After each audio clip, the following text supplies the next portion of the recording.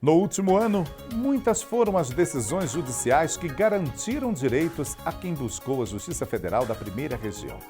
Confira nesse programa casos emblemáticos dentro da temática saúde. Fornecimento de medicamentos, acidente biológico e regras para a venda de remédios de controle especial. Você revê agora como a Justiça tratou desses assuntos que impactam a vida do cidadão e que foram abordados em 2019. É aqui no Inteiro Teor. Acompanhe.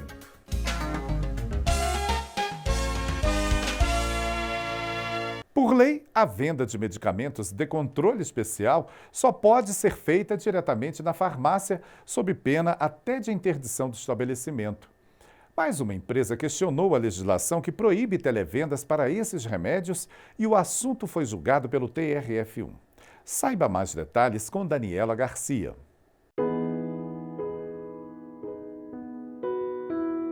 Os dois filhos de Klaus, Edgar, de 9 anos, e Eric, de 10, têm a chamada Síndrome de Landau-Kleffner, uma forma rara de epilepsia infantil que traz sérios transtornos de linguagem. O mais novo até hoje não fala e o diagnóstico correto só apareceu há 2 anos.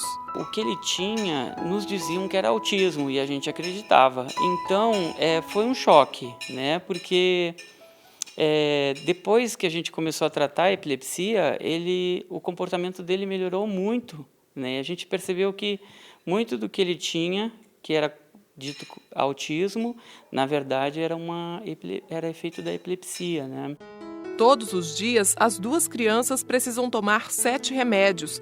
Apenas um deles custa R$ 750 e dura somente 12 dias. Para Klaus, um valor bem alto, mas o medicamento é imprescindível. A evolução dele, assim, foi muito grande, né? Ele melhorou muito, né?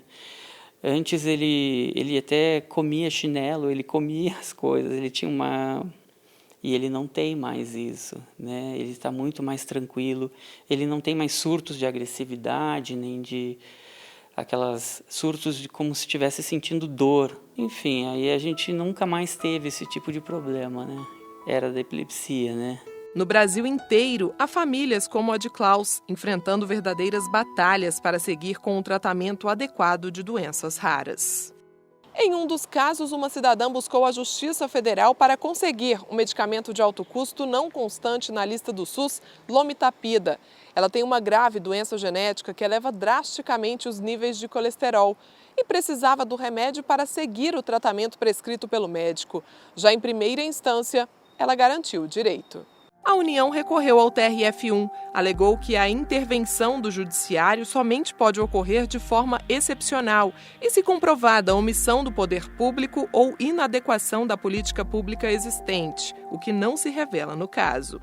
Não há uma omissão, uma desídia ou qualquer negativa do tratamento da parte autora em relação à sua doença.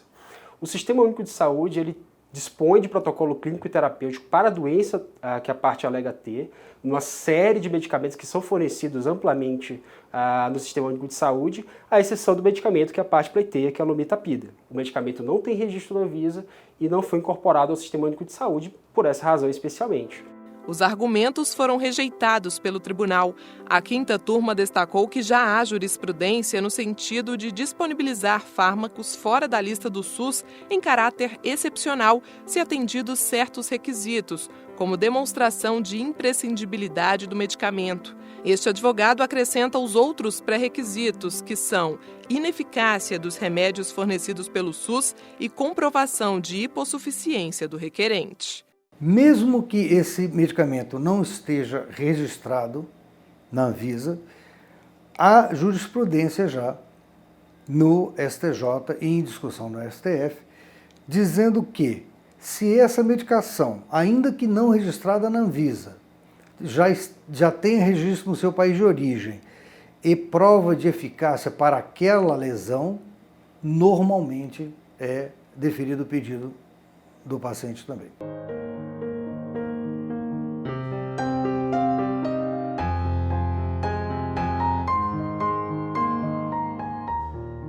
A seguir, Justiça Federal garante indenização por danos morais a paciente que recebeu bolsa de soro com resquícios de sangue de outra pessoa. Ela precisou ser submetida a tratamento preventivo para diversas doenças. Já ouviu falar na Síndrome do Jaleco Branco? Você vai saber daqui a pouco aqui no Inteiro Teor. A gente volta já.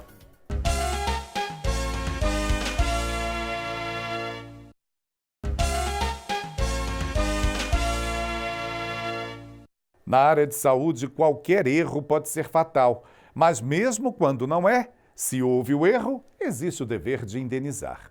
Esse foi o entendimento da Justiça Federal no caso em que uma paciente recebeu uma bolsa de soro destinada a outra pessoa. Quem conta essa história é Daniela Garcia.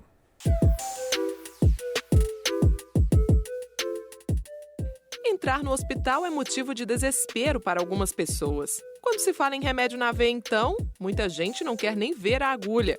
Mas é bom que se observe bem o momento da administração do medicamento para evitar problemas. Em Minas Gerais, por exemplo, uma paciente recebeu uma bolsa de soro com resquícios de sangue de outra pessoa na agulha utilizada.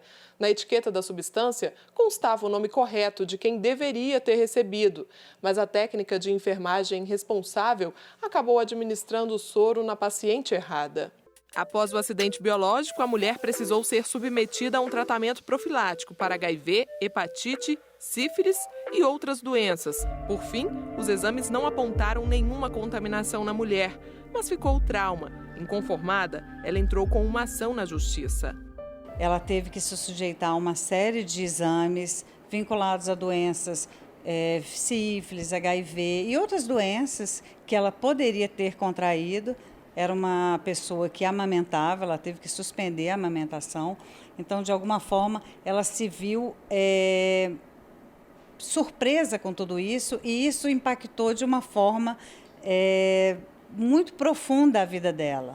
Já em primeira instância, a autora garantiu indenização por danos morais.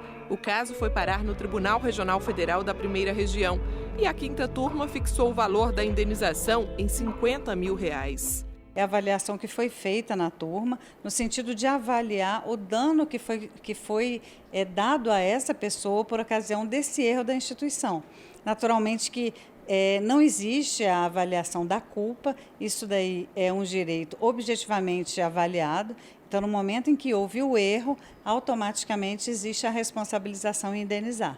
Para evitar problemas como o mostrado na reportagem, é necessário seguir procedimentos importantes, de acordo com a enfermeira do Núcleo de Segurança do Paciente de um hospital de Brasília. É um direito do paciente, tá? Ele perguntar e questionar qual é o medicamento que vai ser administrado antes.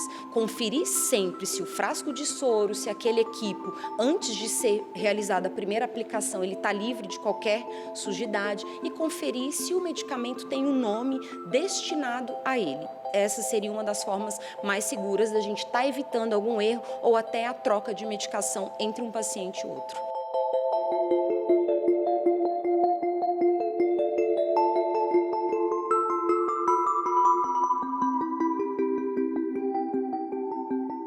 Você já ouviu falar na Síndrome do Jaleco Branco? Foi graças a esse diagnóstico que a Justiça Federal garantiu a um candidato o direito de continuar na disputa por uma vaga em um concurso para a Marinha do Brasil. Confira como tudo aconteceu em nossa reportagem.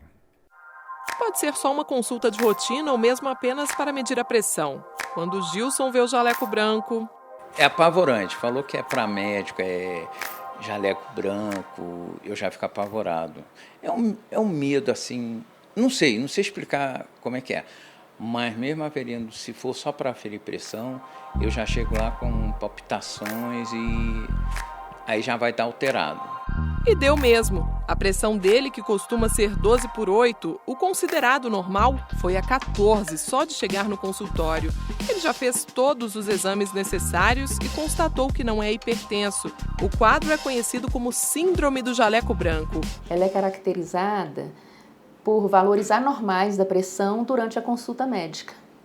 Então, no consultório, o paciente, você mede a pressão, ele está com valor muito alto, e quando você faz o exame para comprovar, ele fica com valores normais. O diagnóstico diferencial vai ser feito através de um exame que chama MAPA, Monitorização Ambulatorial da Pressão Arterial, ou MRPA. que é monitorização residencial da pressão arterial. Nesses exames, o paciente leva um aparelhinho que vai para casa e ele fica medindo a pressão para avaliar como que vai estar a pressão no seu dia a dia. E foi por causa deste problema, ou melhor, pela confusão entre a hipertensão e a síndrome do jaleco branco, que um candidato em Minas Gerais foi excluído do concurso da Marinha. Ele foi reprovado porque durante o teste na fase psicofísica, a pressão subiu. Inconformado, ele entrou com uma ação na Justiça.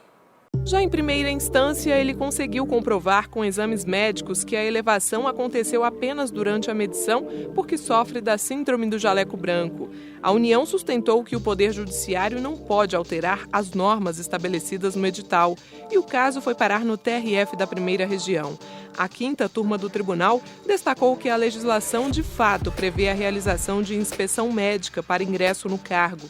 Mas, ao não oferecer uma fase de recursos administrativos, a banca ofendeu princípios importantes do Estado Democrático de Direito e, por isso, pode haver a interferência do Judiciário. Este advogado esclarece alguns pontos legais. Os editais têm, sim, amparo para exigir requisitos mínimos, condições mínimas de saúde, mas, ao mesmo tempo, também não podem estabelecer parâmetros fora da razoabilidade. Né? A Constituição Federal estabelece no artigo 37, ali nos princípios fundamentais da administração pública, o princípio da legalidade, além da impessoalidade. Para o colegiado, ficou claro que o quadro do autor não é de hipertensão arterial, ou seja, não há limitações para a atividade profissional de marinheiro. A turma, então, manteve a sentença da Seção Judiciária de Minas e declarou nulo o ato que reprovou o candidato, reconhecendo o direito dele de seguir no certame. Para quem tem o mesmo problema e não pode ver médico nem de longe, como o autor da ação e como Gilson, o melhor é tentar sempre superar o medo. Bem, eu vou porque eu tenho que ir, sou obrigado. Se eu puder escolher e não ir, eu não vou. Hoje em dia eu não tenho escolha, que nem eu te falei, eu tenho uma noiva que ela já marca, fala, ó, tal dia tem exame. Mas se eu puder escolher adiar a ida ao médico, eu prefiro.